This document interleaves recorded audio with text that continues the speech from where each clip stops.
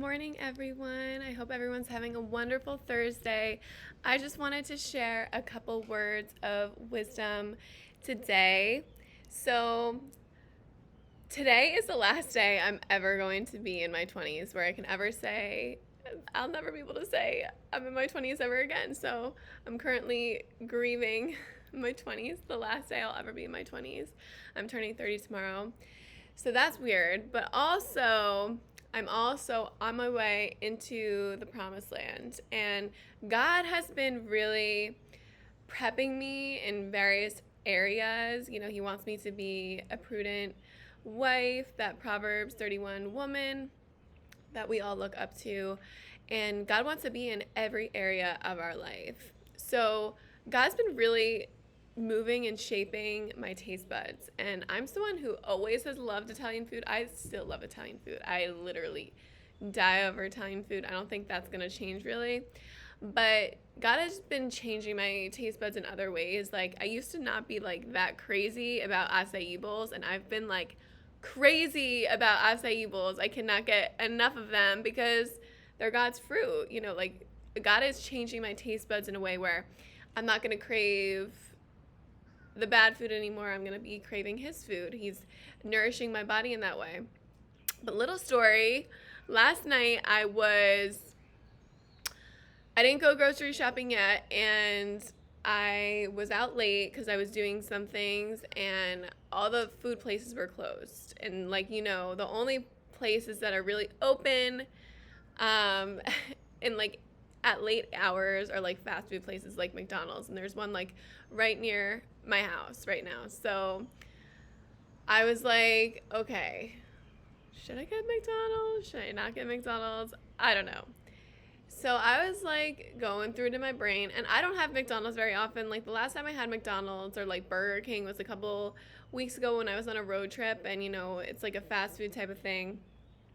And by in no way am I shaming anyone. Like, I understand like sometimes our circumstances don't allow us to eat more expensive food, and some circumstances the only option is McDonald's or something like that. So I understand that, but I'm just saying in terms of what God wants for you in our bodies is not McDonald's or Burger King or anything that's like fast food and processed for that matter. So I know all about the awful things and awful chemicals that are put in this food that we buy today, and you have to be really careful. But sometimes we don't have the time or capability to do that, like I just said. So I haven't been as picky with my food as I probably should have been. But back to my story. Last night, McDonald's. I decided to get McDonald's. Okay, so basically, I decided to get McDonald's, and I got a McChicken. I literally used to die over McChickens. I love McChickens, or used to love McChickens. It was just a treat for me. And I also got like a double cheeseburger and fries and then a lemonade. And I was like, and that is actually too much food for me, honestly. But I was just like, I'm going to go at it, whatever. I swear to God, like, and God gives me like visions sometimes, like based on like what I'm doing. And like me and God, he's funny with me a lot of the times, and he knows how I think.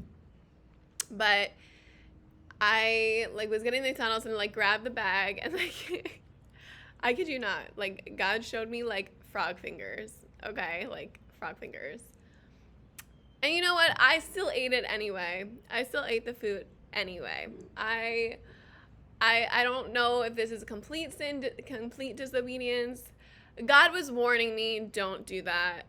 God was warning me, don't do that. And I did it anyway. I had my McChicken, I had my double cheeseburger, I had a couple fries, I had my lemonade. And in the time I ate it, like it felt good when I was eating it or whatever. After, I felt awful. I felt absolutely awful afterwards, okay?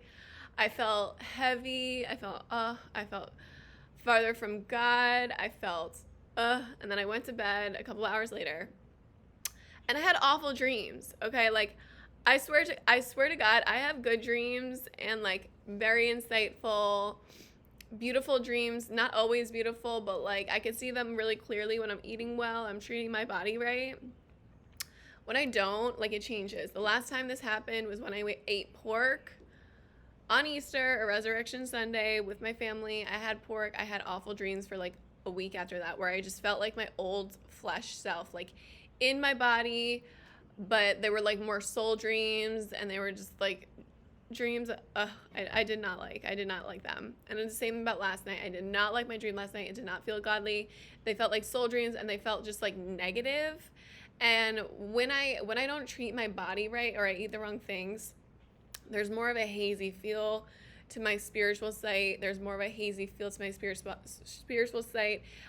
It feels more gray. It feels more dark. It feels more fleshy, okay? So I'm telling you this story because I don't want you guys to make the same mistakes I have. And, you know, I live these things and share them so you guys don't have to make the same mistakes. So basically, all I'm saying, the promised land, fast food can't come to the promised land with you. Just like how God wants to be in our love life, wants to be in our friendships, wants to be in our decisions when we get a house, when we get a car, when we do all of these things, when we're dancing, when we're just putting our makeup on.